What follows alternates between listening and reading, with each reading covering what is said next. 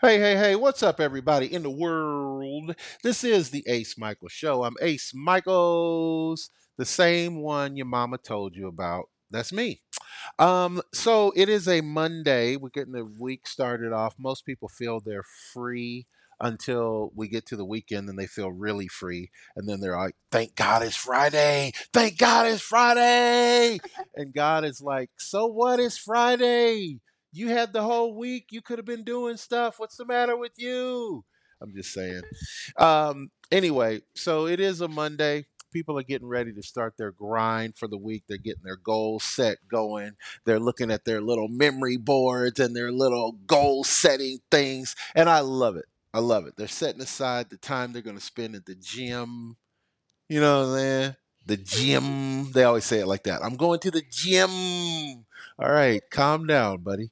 Anyway, so today, though, what I had when I first woke up, I had this. I feel it's a realization. I don't know. For me, it was a realization that people aren't perfect.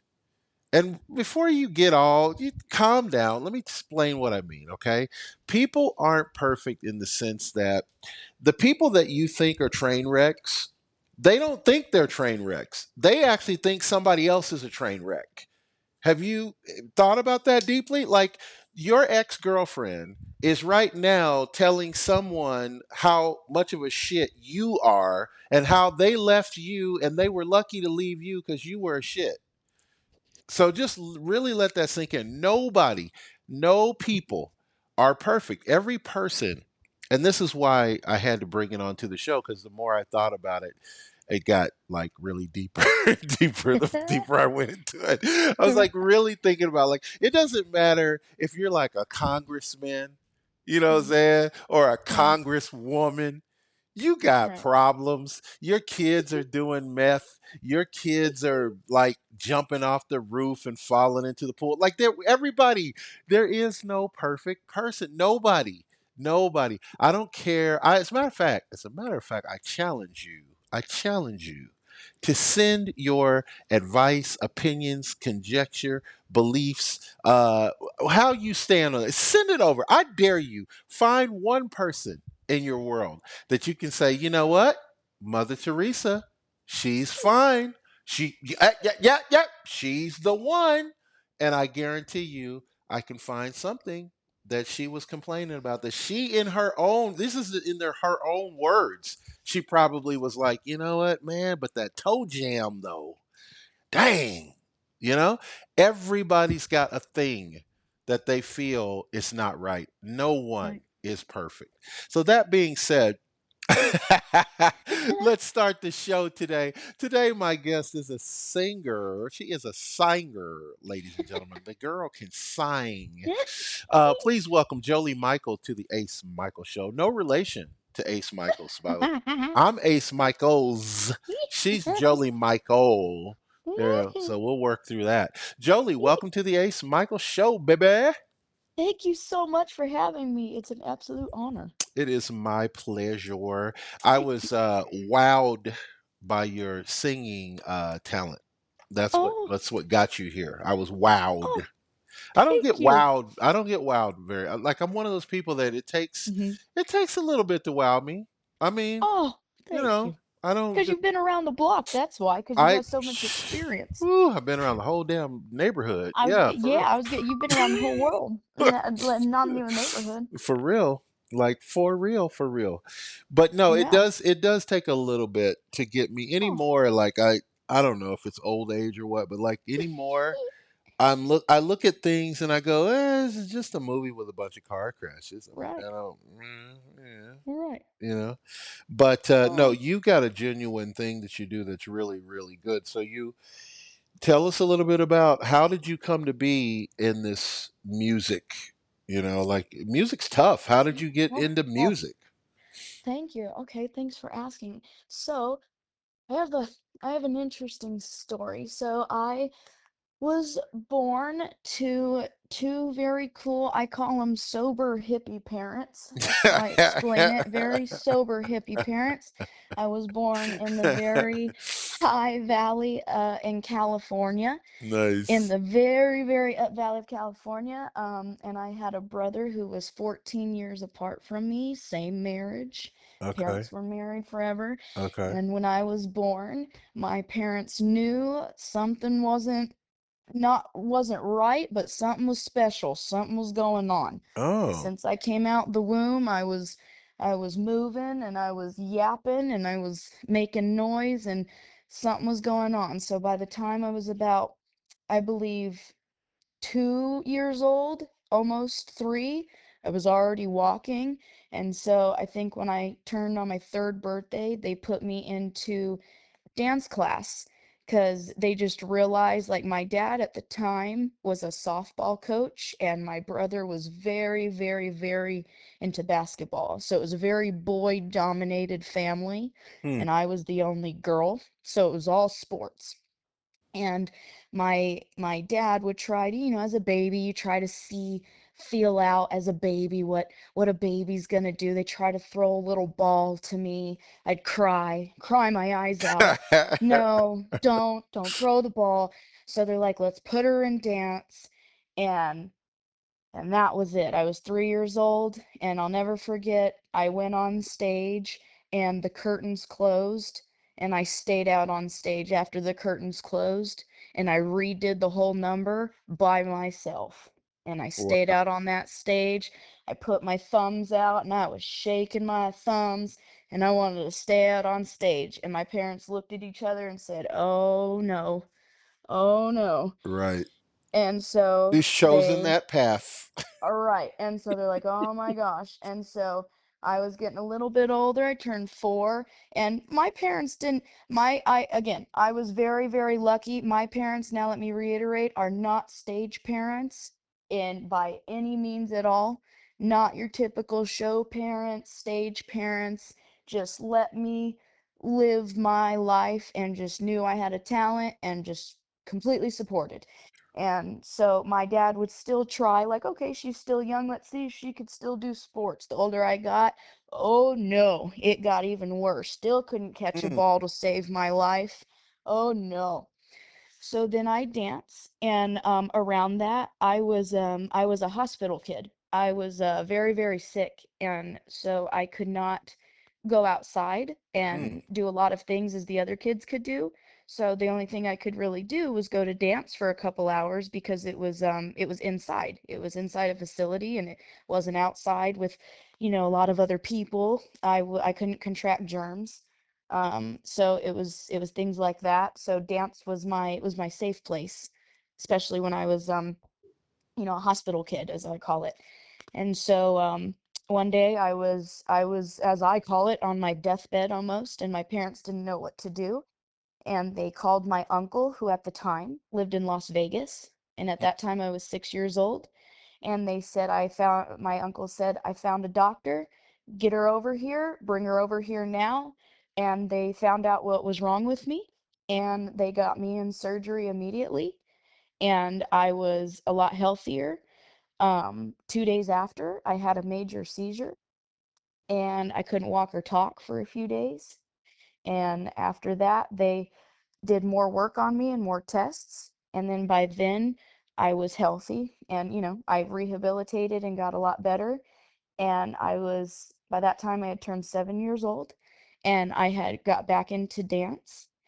And by that time, my parents had moved us to Vegas because the doctors were here, everything was better than where we were in California. It was a very small town. You know how small towns are. No facility, no nothing. Hmm.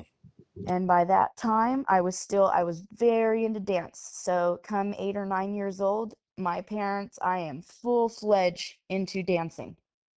And I am I go to school, I come home, I go to dance for about 8 hours a day, Hmm. almost nine, every single day. That's what it And then, takes, though, right? absolutely, and I loved every second of it for dance. So then I turned 10 years old and never even thought about singing, right?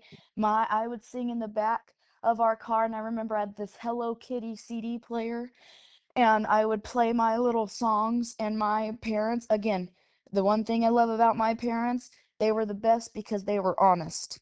If I couldn't sing, my parents would be like, "My poor baby, you can't sing that well. You're just gonna be a dancer. There's no hope for you." My parents were the most honest people, and that is what has made me the greatest today is my parents' honesty. Yeah. Let me tell you, there's a thing of being harsh and strict and honest, and that was my parents. So I was 10 years old, and I wanted to audition for the school play. And at the time, my dad worked at my school. My dad's a school teacher, Uh-huh. and he worked at my school. And he goes, "Oh my God," he goes, "she's gonna embarrass herself. The poor baby can't sing. She can't sing for anything.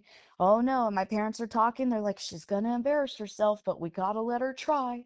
We just gotta let her try." And they knew I could dance, obviously. That was a given. So I already had dancing down. That was done. And I just, every day I practiced at home. I mean, day in, day out for that play. I was like, "No, I'm going to do this." And they would hear me sing, and it was just screeching terrible, terrible. And at this time, mind you, I was 10 years old. Mm. Just terrible. Oh my God.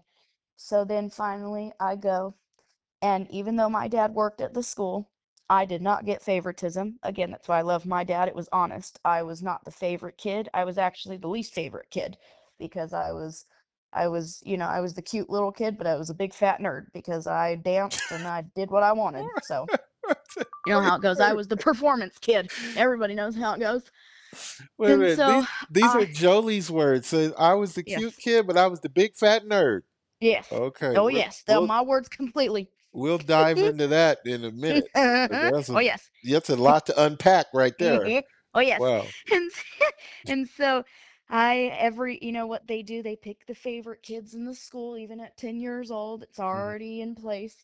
And I just dogged the music teacher. She did not like me because my dad already worked for the school, and Yeah. I looked and I looked and I looked and I looked at her, and I was looking at her. I'm like, "Pick me, pick me." And I gave her that look, and all the other teachers were whispering. They're like, "Maybe Jolie, she's looking, she seems like she wants to go."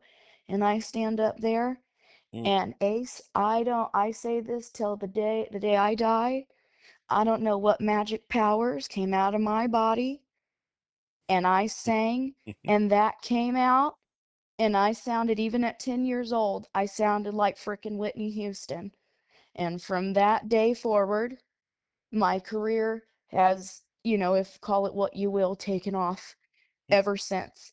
And even after I sang that song, I was like, I shocked myself. I was like, oh my, it was like a superpower. I didn't even know how that came out of me. And so then from there on, I got the lead. And my parents didn't believe me. My mom's like, "What?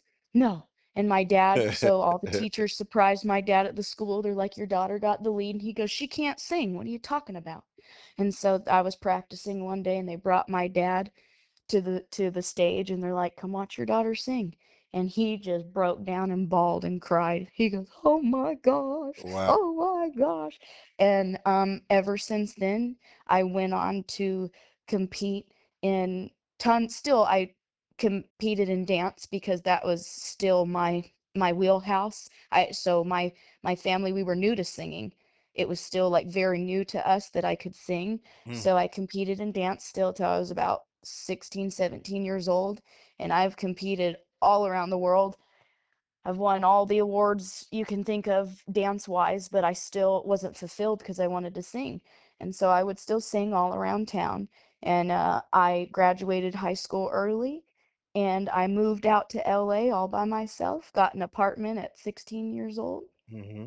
and I moved to LA and I sang for Queen Latifah. I got to sing for Salt and Pepper, and I got to just, jump around and sing at clubs, and I got to make a little living.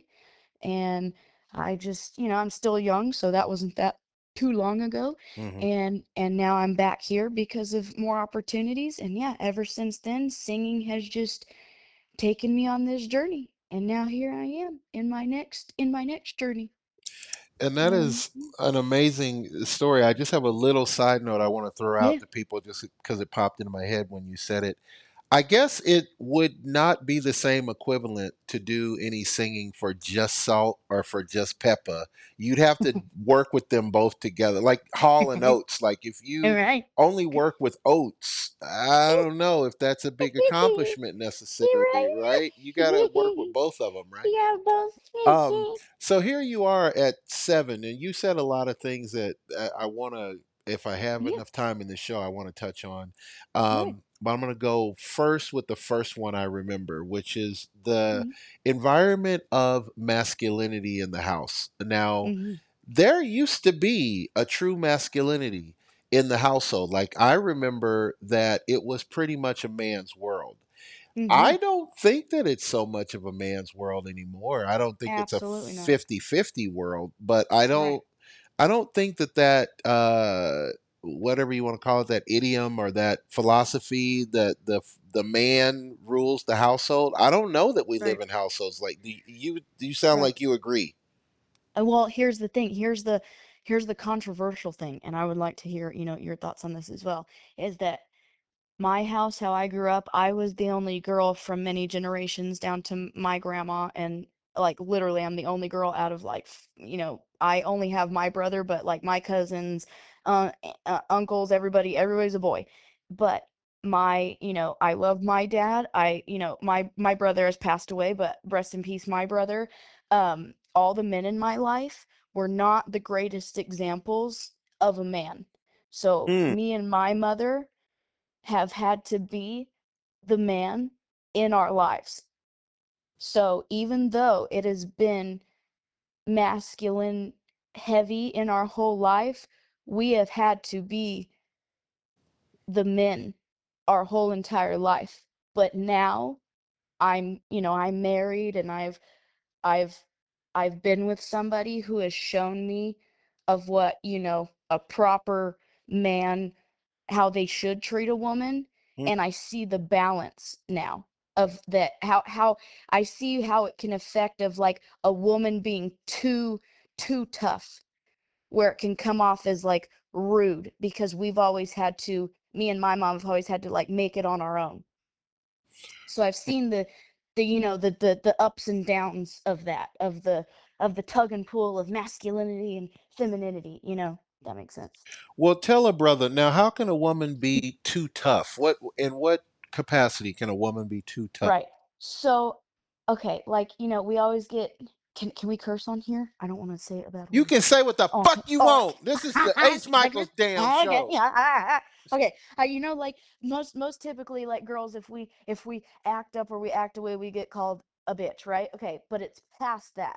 It's like where I could be bitchy or whatever or something, but it's like where my dominance takes like, I'm just giving my husband as an example, where I am so dominant that my bitchiness and dominance takes my husband's dominance away from him, because I can be that mean and that cruel and that rude to where I can have that power to take my own husband's voice away.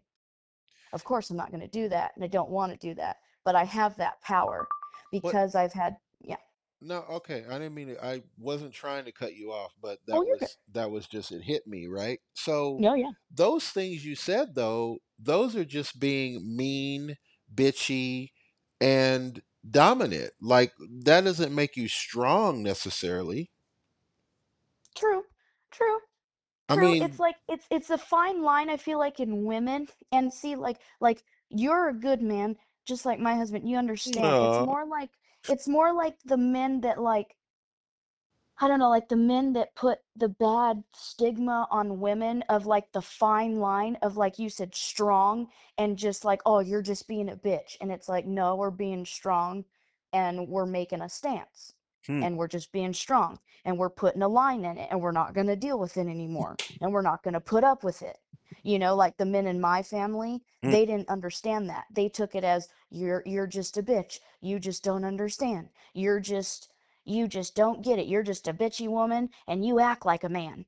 And you're not feminine at all, And hmm. that's what we got, That so it's like there's that very fine line when you live with men like that don't even know how to be men. So, Jolie, tell me a little bit Hmm. about the experience of being a woman because I've thought Yes. about this several times, and I may lose some male listeners behind this, but that's okay. There's other male. I don't give a. We'll get more male listeners, but this has been a thought of mine. Like when you hear about things like a war, sexual predatorship, um, more than that, but we'll use those two for an example because those two Right. are very strong examples. This is man stuff. Like anytime you hear about somebody's going to bomb a country, Hmm. this pretty much leads back to a man. Like, there are Hmm. countries that are run by women and they're not dropping bombs on other places. You don't hear about the Right. prime minister of Japan just going out and dropping bombs, right? Right. She's got the power. If she wanted to, she could, but she doesn't because she's a woman and she knows better. Most of these dumbass decisions are done by men. So here's my question in this. Okay, Hmm. so that's my statement, but here's my Hmm. question. Yeah. My question is, so being a woman, what is that experience like where you're like, oh man, somebody shot up a school? You already know it's a man. You know that some man did this. You know that some man is behind this. Oh my gosh, this Hmm. incestuous sex ring of predators that was cloaked by a member of clergy or a Right. Yeah. a Yeah. Yeah. what's No, we call exactly. it, a clan of what do they call those people that are Oh, I uh, know what you're talking about. uh Yeah. they follow one guy and they love this one Oh, a guy. cult, like A a cult. cult. Yeah, There you go. as a man, Hmm. right? Right. So what is that female experience like knowing that men are going to fuck up so often? Wow, that's a really okay. Now, see, you may lose women viewers after you hear my opinion after this too. And like, so this is like where I've always been different. This is when my husband always said, "This is why I'm with you. This is why I married you," That's what he sounds because like too. I because I am a feminist to a certain point. I wouldn't necessarily call myself a feminist. So, but I have been, like you said, it's always men, and hearing that as a woman, because I have been in so many situations and so many things, especially as you know, being in the entertainment industry Mm. and around so much nastiness of men. The reason for me, and I can only say me specifically, it's hard to speak for all women because and maybe women can relate to me specifically, a group of women, because to li- to see that is that yes, about 95% is men, and maybe 5% of that women do. Women, But being no, go ahead. like like how, or I was saying like 5%, like how, like if you say men, it's going to be mostly men that have a cult or drop bombs or sexual predators, and a lot of people, they don't want to admit that or do that, but there is a percentage of women that do that.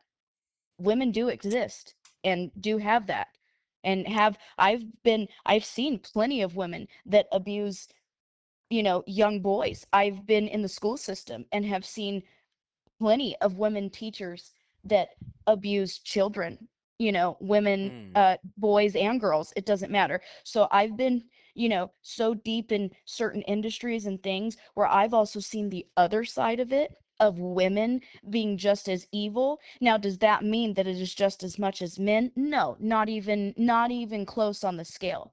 So still seeing that and being a woman, excuse me, and it's so typical, like, oh, it's just a man, it's just a man. I don't want to say like, oh, I'm just so used to it, so I'm numb. Like it doesn't even Mm. do anything to me. Oh, it's just numb. I think that men are so, and we can go all the way back to 1500s, whatever, when Adam and Eve were existed or whatever. Men are so broken that I think it's hard for them to accept that they may need a woman to help them along in the process.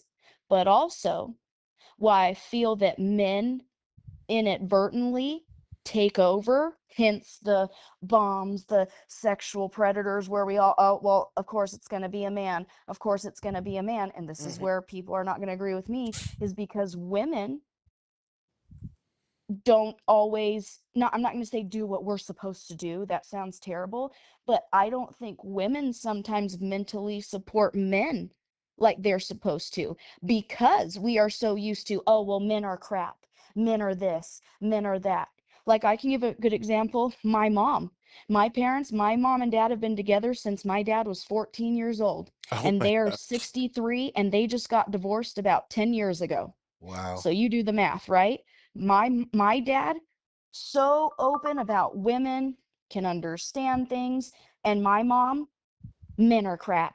All men. Nope, not a chance. Wow. Not a chance. Not a chance. Nope. Can be the most perfect man. Nope. Screw it. Screw it.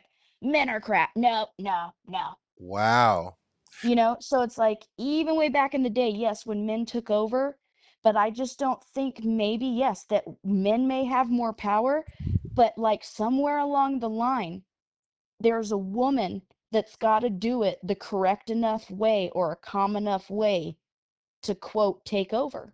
And I don't know if a woman has found that way yet. Well, and you brought up some really solid points. I want to address, the trait in this society now is leaning towards so much emasculation for men. Hmm. It's almost like we got to a point, let's just say at the pandemic. We'll use the pandemic, we'll blame Hmm. everything on the Hmm. pandemic. We got to a point in the pandemic where we said, okay, enough of the way we used to do it. Now we're going to make the superheroes got to be women. We're going to make Hmm. the shows got to center. I mean, we're going to retrain the way society thinks, but not so much in every way. Because if we're going to piss everybody off, let's do that. Let's talk about white men. These Hmm. crimes are usually white men. And Right. so, as a black man, I know that there Hmm. are certain black man crimes, right? Yes. Like when I see the Right. news and I hear about somebody didn't pay the child support, I'm like, he's a black man. When I hear about Okay. somebody trying to like do some kind of like Lex Luthor level type criminality, I go, Right. he must be a white dude. He thought he Right. could take over the world and they caught him and he'll probably get out in 6 months and he'll write a book. But Right. as a woman, though, because I've never been a woman, I don't understand the woman psyche, I don't understand the woman true experience. What do you think about this world when you go, oh my gosh, you know what? I'm part of a system where the rules are being made. I don't really get to decide what the rules are going to be, and they're going to affect me in a negative way. Like they're going to tell me I can't have an abortion. I Right. legally can't have one. Right. What up with It's that? Yeah, it's stuff like that. Like, that's where the level of where, like how I say I'm not fully a feminist, but then that's where I turn into full feminist, of where this is where, okay, this is where, though, I'm a full feminist, but where women are gonna hate me, okay, is that, okay, let's make a like a game where it's men on one side and women on the other, and we're playing like a, you ever, do you know who Mr. Beast is when he played Yes. Mr. Beast games? Okay, so it's like we're playing a Mr. Beast game, and it's 100 women versus 100 men. Hmm. You're probably gonna have 5 men standing, and probably 5 men against probably 1 or 2 women, Okay. because the men can always maybe outlast the women. And it's not because women are less stronger than men, maybe even physically, mentally, because there's women that sometimes are stronger than other men, because men may weigh less than a woman or weaker than a woman, whatever. You can go do that all day long. But women against other women cannot get their heads out of their asses and come together as one and make a plan to, quote, take over the man, like abortion or whatever. And I guarantee you, if all of us women actually came together and made a plan, none of this would happen. We would never not be able, even back then, to not be able to vote. abortion not being able to not have the right to be able to abort should never exist. Now, that doesn't mean that certain women have certain opinions, certain religions, certain this, certain that. Yes, everybody has certain opinions. But like even men see it. We all get in a room as women and we're like, "Oh my God, you look so beautiful. Oh, you look so beautiful. Oh, you're so pretty." And then what are you going to go do? Two women in the corner are going to be like, "Oh my God, that's the ugliest person I've ever seen. Oh my God, they're so ugly. Oh my God, their outfit's so ugly. Da, da, da, da." And that's women. And that is what, and guess what? And me saying that, women will whoever hears this, women will hate me for it. They will, but you know what? They'll go home and they'll sit and think about it and they'll be like, oh, but she's right. Because Mhm. it's true. Well, and that brings to mind, the world used to be run by more women. Like we had a Queen Mm-hmm. Elizabeth, we had a Cleopatra, we had, Mm-hmm. Nefertiti. We had a lot of women throughout history, Joan of Arc, Mm-hmm. that were great leaders. Tina Turner, Mm-hmm. you know. And Tina Turner kept her clothes on. Tina Turner didn't have to Mm-hmm. get in a music video and be all like, "Yo," I Mm-hmm. understand her skirts were short before y'all even start. I understand that. Right. But the Yeah, point whatever. was she wasn't so anyway, I'm not going to we'll do that. No, I'm saying, but yeah, but look, that's what I'm saying. But I'm with you. Like, whatever. the point is that we have these constructs that seem to be made for us to stay within. I saw a group last night at the club, Mm-hmm. and all of the guys, it's really interesting, very interesting. All the guys were dressed in like literally three-piece suits. Like they literally had three layers on, whether it was Mm-hmm. a suit or not. But most of the guys, because it's a jazz club, Right. so most of the guys were wearing a blazer, a vest, a shirt, a tie, pants, shoes, right?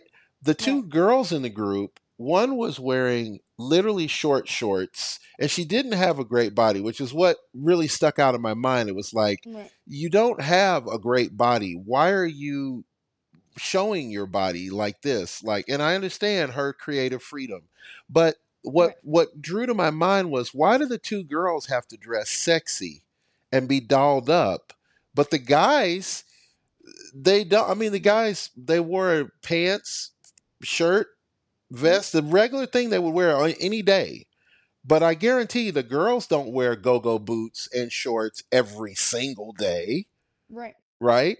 So, Mm-hmm. as a female in the entertainment business, have you encountered this already? I mean, you will if you haven't. Oh yeah, absolutely. Because because here's the whole thing. If I don't dress like that, you're not gonna get the quote attention that you need. They're gonna look the other way. They're gonna be like, oh, she's not about it. Oh, she's not really in it. Oh, she doesn't want the attention. She wants all freaking day. But girls aren't willing to do it for the long run. And this is why, again, so many, but it's already not, I don't want to say too late. It's just there's not enough women putting in the work and doing it long enough to take a stance for that, because girls will just conform and say, well, oh, I'm expressing myself. What? Oh, I'm expressing my body. That's why they have all these. Why do you think, like, girls, why do you think they have all these podcasts now, like the Fresh and Fit podcast, the whatever podcast, where they say they make girls rate themselves and then they say, oh, I'm a 10, and no offense, they're clearly like a freaking 3 or a 4, and they say, I'm a 10, I broke the scale. It's like, why do you think they're doing that? They're trying to make you realize, as a society, like what you should be, or what you could fix about yourself, what you could make better about yourself, how you could make yourself better. See, in reality, if you want to be in the entertainment industry, like, clearly, like you said, those shorts are not looking good on you. They're Right, not. But like, see, if you told that girl that, you can't tell me what to do with my body. You can't blah blah blah blah blah. right, You can't do this. And it's like, that's not what we're saying. But it's already too far gone because of certain men have made it that way. So it goes into men and women. It's like men kind of force you to like look like that and sexualize you, but then also women aren't fighting back hard enough to not be like that. Like, when I go to a place, I dress how I want. I show my body because I have a body. I show all of my stuff, but I'm still classy. There's a way to go about it. I assert my dominance. I make sure I gain respect. I make sure that that you know that you're not going to get anything from me. You know where I'm coming from. Women don't have that strength. Women just want what they want, and a lot of women want the easy way out. They won't tell you that, they won't admit that, but they do. How can you say that? That's women. Well, I think we have to address something. Let's finally address this and get this out on the table and get this in Hmm. people's minds that the people who are marketing to you to look better, look fitter, thinner, take these pills to clear your skin and to make your hair shiny are making money off of you. They don't really care how shiny your hair is or how much your eyes sparkle. They're using that as a way to start the conversation about you buying a product or a service. That's the only and by the way, they happen to own that product. Hmm. So it's real easy for a person to say to you, well, they're fat shaming you. Oh, really? Exactly. Yeah. So that's why you need to take this so that you don't get fat shamed. Aren't you tired of being fat shamed? Well, yeah. I didn't know that's what it was. Well, that's what it is. That's what they're doing. So buy this or take this program and then you won't be fat shamed anymore. Right. Okay. Well, how much does it cost? Boom. Now they got you. But there is no thing out there where a person is really concerned about your independence enough to where they want you to feel liberated jumping around on stage in your bikini bottoms. That's not No. really what it's about. It's No. about whether or not they can sell more records off of you because Hmm. they think, hey, you know what? A lot of people like chunky girls. Maybe she needs to show more of that chunk and we can get more junk in our trunk. And that's Right. the bottom. That's the only reason they care. You Right. know, I was watching a crap film. I just got stuck on the you know how sometimes here's Yeah. here's what happens to us. Sometimes we're looking at Netflix. Sometimes we are looking at Amazon. And then sometimes we venture off into the other channels just to see, right? Right. what Exactly. Oh, what is this? exactly. I've never heard of Hmm. Zuzabop. Let me just Right. check this thing Exactly. out and see what it's about. Exactly. And then you're guaranteed you're gonna get a shitty movie, right? So Yep. I went and I was watching this really shitty movie, but I had committed to it, so I was already in it, and so I didn't want to leave it. But the Right. story was basically this girl. Yes, she's going to be in the shower at some point. Yes, her boyfriend character is eventually going to get her to lose her virginity in the back of the van and blah, blah, blah, blah, blah. And this whole thing, I was trying to imagine this is a movie that was probably shot in the 70s. So I was trying Right. to imagine, like, nothing has changed. Nothing. So now Right. we make movies in 2026, we make Hmm. movies about female superheroes. So this is how far we've come. She's a female superhero who, by day, is some kind of biochemist or some kind of brilliant job. But Right. her only real superpower is she looks hot in leather and she can go, ugh, Yep. ugh. Hmm. Yep. so, Literally. Yep. Yeah. so how does that work for you as a woman in that in this industry? Not just this industry, but in this world, Mm-hmm. you could be a sharp congresswoman or a sharp senator woman, and still men are going to be like, her lips aren't shiny enough. I'm not voting for her. Right. What? You realize how many degrees she has? You realize how much stuff she's done? And you can't Right. hear her talk because of her boobs? What is wrong with you? Well, that's where we're at. Right. Right. How do you plan to leave a legacy in this world with entertainment? Mm. Wow. Well, first off, okay, and this again is controversial. I always tell everybody because, once you get married, the older you get, everybody's like, oh, you gotta have kids, you gotta have kids, you gotta have kids. I always say to leave the biggest legacy, I don't want any kids because when I die, I want my name there and I don't want anything left but not my name. So I die a true legacy and Mm, nobody else takes my name. I don't want my kid, if I have kids and they live, my name lives on. No, I die a true legacy and that's it. And that's my name. So that's just the first part. But to die a true legacy, and again controversial, but like going back to like you were saying about people in office, it's like, oh, her, they're distracted by her lips or whatever. A lot of things, like we have these shows like Love is Blind, right? Is love Hmm. truly blind? Is love attraction? You know, we cannot admit it all day long, but I'm sorry, you're going to look at somebody and the first thing you're going to look at is attraction, Correct. whether even as a friend or not. Even as a friend, you attract to people. People attract to even how they look as friends. It's Correct. like you all come together. And it's like that's why again how I talk about Fresh and Fit podcast, whatever podcast, when they have these, they say the misogynistic men trying to break down these women, and it's like that's not necessarily, even though some of them, yes, they're misogynistic, that's not what they're trying to do. They're trying to show these women that it's like, if you're gonna be, if you're gonna choose, like I am, to be in the public eye and in the industry, this is where I guess I'm toxic, or I'm so meant to be deep in the industry and I'm just meant for this, is that especially for myself, I expect perfection.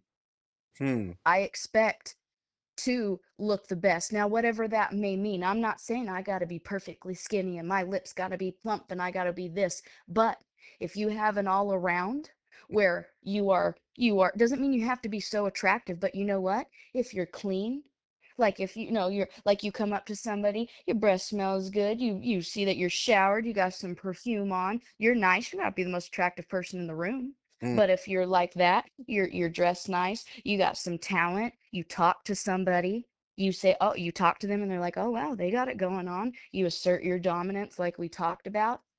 That's how I see me leaving a legacy, because all I have to do, I know I'm not the best looking, but I know that when I put a nice dress on and I put makeup on and I shower and I smell nice and I open my mouth and I am genuine and I am who I am Hmm. and I am the same to a man and a woman, that that is it. I am a legend just by opening my mouth, because I am the realest person you are ever gonna get, and I'm gonna tell it how it is. And then in turn, my art comes out the same way. Like when I sing, you're gonna get the most real raw vocals ever, and that's what literally and physically comes out of my body. But what's hard is not a lot of people have that because they can't bring that out of themselves. If that makes sense. What is your, and think about this before you answer, think about this. Hmm. What is your best accomplishment as an artist in your opinion? When, if we could Hmm. only get, you know, like if I only get to listen to one John Lennon song, it might be Imagine, and Imagine is probably the best one that he's got, right? Hmm. Hmm. In your opinion, what is your best attribute as an artist? Hmm. Oh, that's okay. I'm gonna ask a question. When you say best attribute, do you mean like a specific song that I've made? Do you think like can I say like a specific performance? You know What what? necessarily like a specific attribute? You know what? That's the reason I use the word attribute, I like it. because Mm. we as artists, we have lots of different things we can do. Yeah, You yeah, know, some of us are great screenwriters, while some of us are yeah. great poetry writers, while some of us can write, but our real true strength is behind the camera directing. Right. What's his name? Jordan Peele is a Mm-hmm. funny man, but Oh yeah. apparently he seems to also have a real gift behind the camera as a director. But it took Right. years before we saw that side of him. We didn't know he could direct award-winning films. We thought he was just a Right. funny guy, Right. right? So Right. that's why I say attribute, Cool. because it's not what's your best talent. I mean, you mentioned Right. just in this interview that you danced, you sing, Right. but there still might be something left that we don't even know yet is to come. Right. Right. Yeah, so to answer that, I mean, it's gonna sound vague, but like my best attribute overall, like I'm a performer.